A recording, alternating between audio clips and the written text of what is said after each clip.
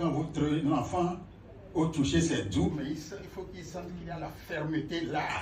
Il faut être ferme dans l'éducation des enfants. Aujourd'hui, nous, parce que l'éducation des enfants, ça doit avoir un contenu. Le contenu, c'est quoi? C'est d'abord la loi morale, les 10 commandements. Pour que l'enfant comprenne que dans les 10 commandements, il y en a 4 qui régissent les relations entre Dieu et les hommes.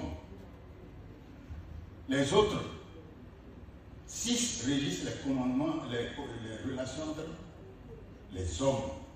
Que l'enfant comprenne ça. Qu'il doit honorer son père et sa mère. Qu'il ne doit pas mentir. Qu'il ne doit pas tuer. Qu'il ne doit pas porter de faux témoignages. Qu'il ne doit pas convoiter. Est-ce que nous apprenons tout ça à nos enfants à la maison? Non. Puisque nous ne prions même pas avec eux les matins. Nous ne prions pas avec eux les soirs. Alors que, en attirant leur attention sur la loi morale que sont les 10 commandements, on leur apprend la foi en Dieu, la confiance en Dieu,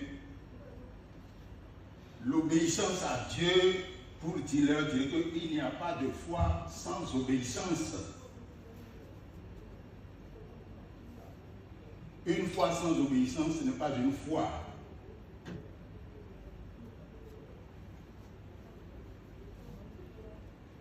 La deuxième chose, le contenu de l'éducation, c'est qu'il faut leur apprendre les Saintes Écritures. Notamment dans le Nouveau Testament.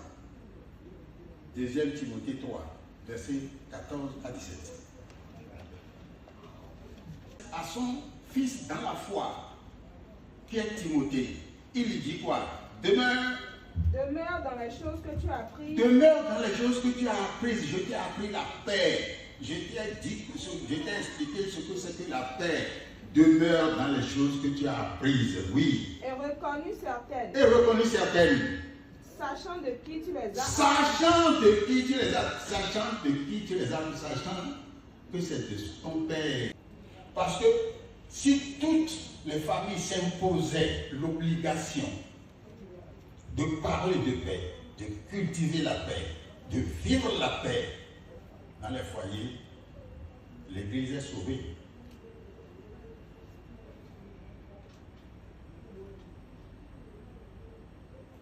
C'est ça.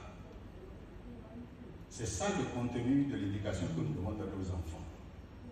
La loi morale et les Saintes Écritures. Que Dieu soit avec nous. Amen. Amen. Mes frères, mes soeurs dans le Seigneur,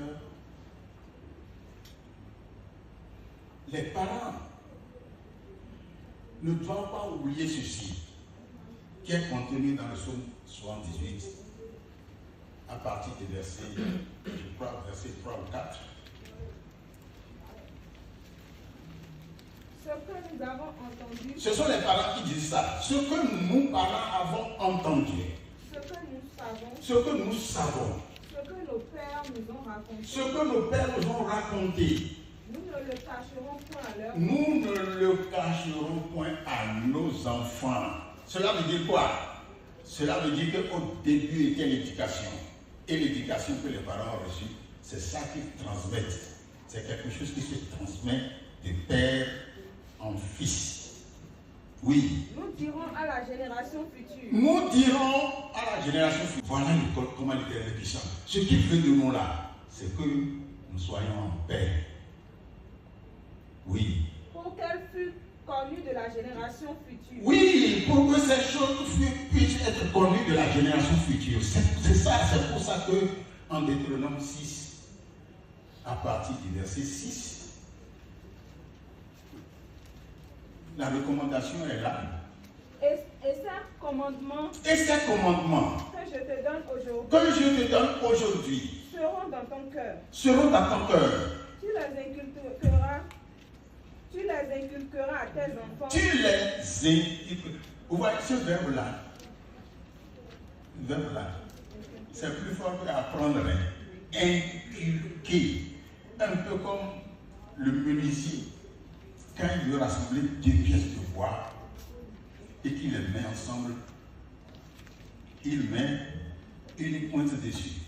Et avec le marteau, il tape, il donne plusieurs coups. C'est ça le sens de inculquer. Jusqu'à ce que la pointe pénètre le bois. Mais des fois, il y a des bois qui sont si durs que la pointe se tord et s'envole. C'est vrai ou c'est faux? Ça, c'est le cœur des enfants qui n'accepteront jamais la parole. Il y en a. Vous pouvez tout faire, ils n'accepteront jamais. C'est ça, les bois durs là, qui font tordre le cou et qui n'acceptent pas d'être pénétrés. Oui? Tu les inculqueras à tes enfants. Tu vas inculquer ce que tu as lu ici là. Tu vas inculquer ça à tes enfants. Et tu en parleras quand tu seras dans ta maison. Et tu en parleras quand tu seras dans ta maison. Quand tu iras en voyage. Quand tu iras en voyage. Quand tu te coucheras. Quand tu te coucheras. Et quand tu te lèveras. Et quand tu te lèveras. Il ira comme un signe sur tes mains. Et ils seront comme des frontaux entre tes yeux. Merci beaucoup.